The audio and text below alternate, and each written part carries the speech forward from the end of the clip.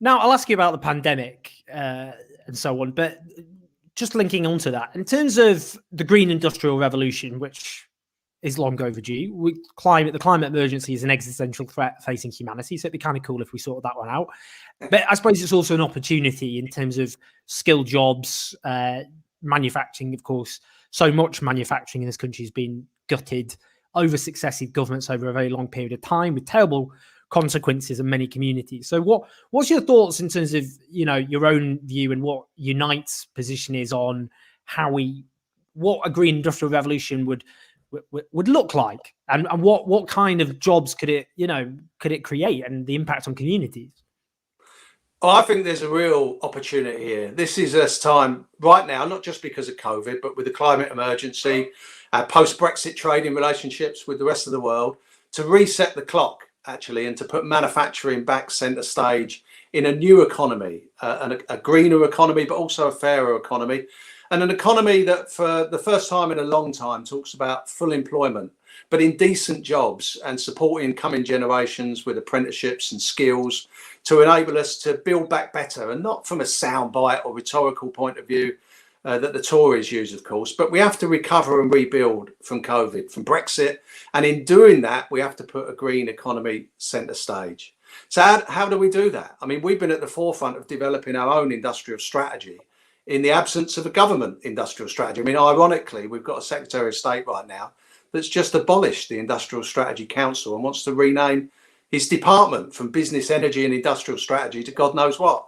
But they have a distinct lack of any strategy, of course, and more worryingly, a lack of any plan to recover our economy and put a green industrial revolution at the forefront of it. So we've developed our own strategy, and just a couple of weeks ago, I launched our Magnificent Seven projects to create over 1 million new green jobs.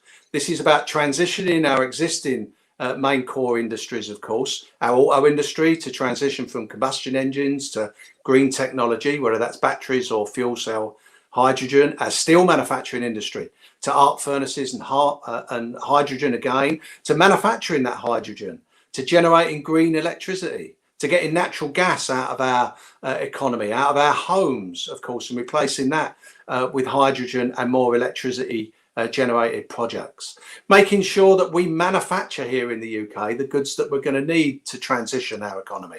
So if we're going to build the 1 million new homes that we need, council houses, to address the housing crisis and homelessness, and we can do that, and we should never fall into the trap of believing that of the 5th richest nation on our planet, we can't afford to invest in our people, because absolutely we can. These are political choices to leave people homeless on our streets, or in bed and breakfast accommodation, or in precarious rented deals with private landlords. We can build the council houses that we need, and in doing that, create the direct, good, skilled, secured jobs that we need, with the apprenticeships for our kids, unionised jobs, well-paid jobs in our economy to do that. We can also retrofit our homes. One of the biggest challenges that we've got is decarboning our domestic housing and our commercial property portfolios, and retrofitting that is really important. Again, getting natural gas out, but also making sure that we're installing products to green our homes here in the UK, like the heat pumps, like the battery storage, energy storage capabilities, even our double glazing and our solar panels, making sure that we're doing that here in the UK. On energy generation, for instance, Owen, you may or may not know, we've got the largest offshore wind farms in Europe, in the North Sea and indeed in the Irish Sea, and all around the coast of Scotland.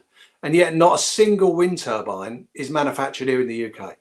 It's quite disgraceful that we've allowed that situation to emerge. And what could and should have been a real success story in the generation of non-fossil fuel electricity power has become, a real obstacle to the creation of legacy good jobs.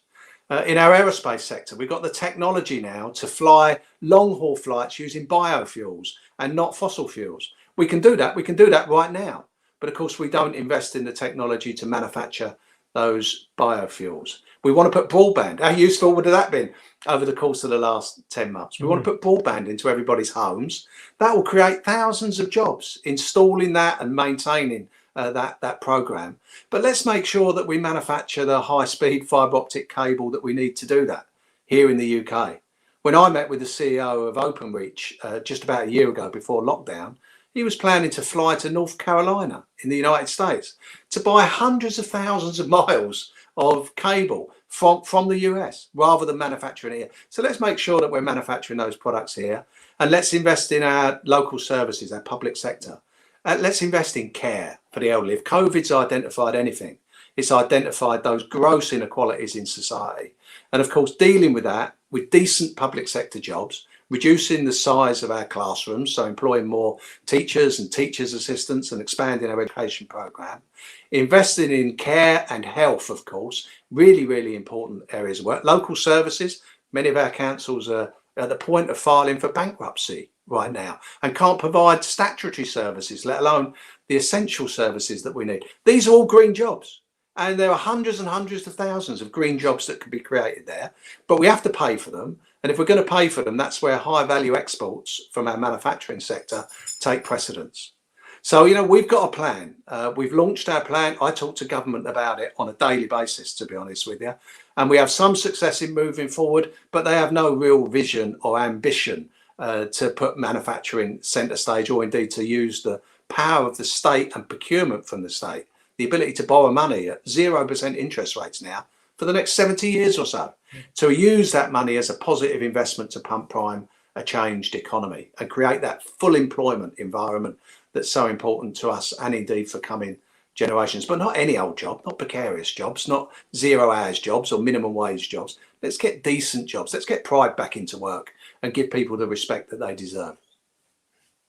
Amen. And as well as all that, the broadband point, very important. I've been kicked off my own show twice in the last few months live because of broadband. So that would be good to sort out. Before I ask you about Labour, just the pandemic. Now, I know you played a big role in securing the furlough scheme. So tell us about that. But also about how bosses are using or taking advantage, basically, of the pandemic to attack wages, terms and conditions of workers. And what's the strategy to fight back?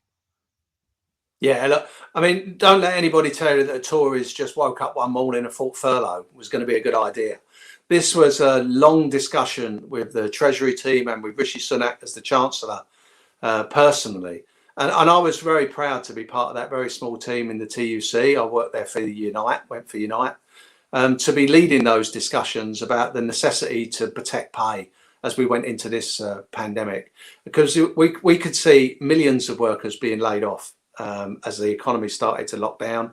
And of course, we already have some of the highest levels of personal and household debt in any developed nation.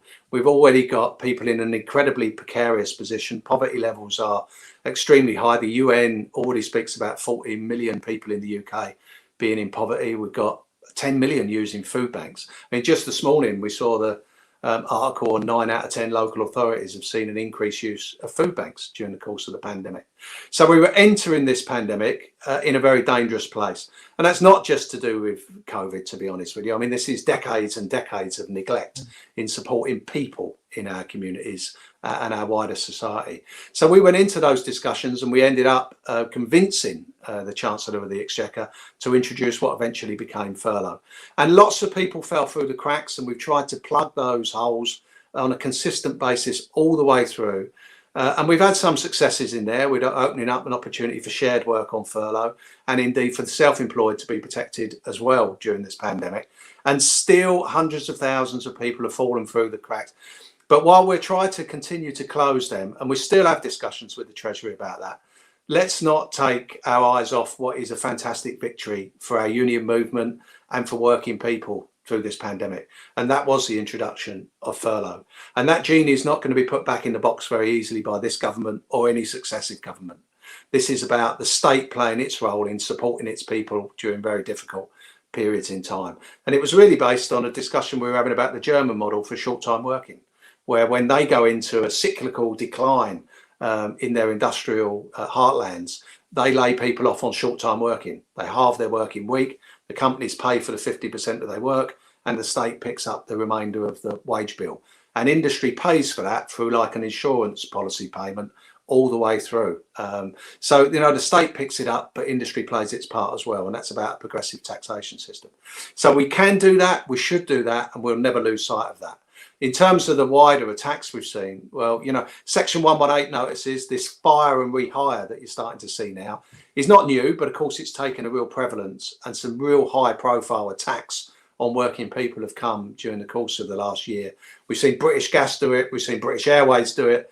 We've got disputes at Heathrow Airport right now across our bus sector, whether that's in London or indeed in Manchester, go northwest, where workers are being expected to take huge hits to their wages in order to pay for a crisis which is not of their making, and permanent attacks on terms and conditions and rates of pay as well, not temporary ones to deal with a crisis. And we all sit down and negotiate deals with businesses that are in trouble.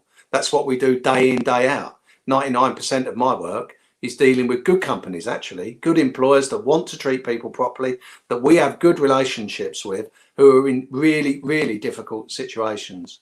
So we reach temporary accommodations with them, but don't make permanent cuts. This is just an opportunistic attack. And we'll fight that with every ounce of strength in our body. We've now got a £40 million strike fund in our union that's growing month on month on month. And we'll deploy that to ensure that workers that are fighting back against these attacks are not starved back into work. And that's incredibly important for us. So we'll use the industrial muscle and strength that we have to make sure that employers can't get away with it. But we'll also use, and this is probably a lead into a more general political question, use our political influence as well to change the law. The government could end fire and rehire overnight with a swish of a pen. It chooses not to do that. That's a political choice. We can make different political choices to make a real difference for ordinary working people who want to get up in the morning and go to work and come home as safe as they entered that workplace. And they want to feel secure in work on a long-term basis, not just on a day-to-day basis, in a well-paid environment, a safe environment. And that's what the union movement provides for millions of workers, actually, whether in the union or not, for millions of workers across the UK and the wider world.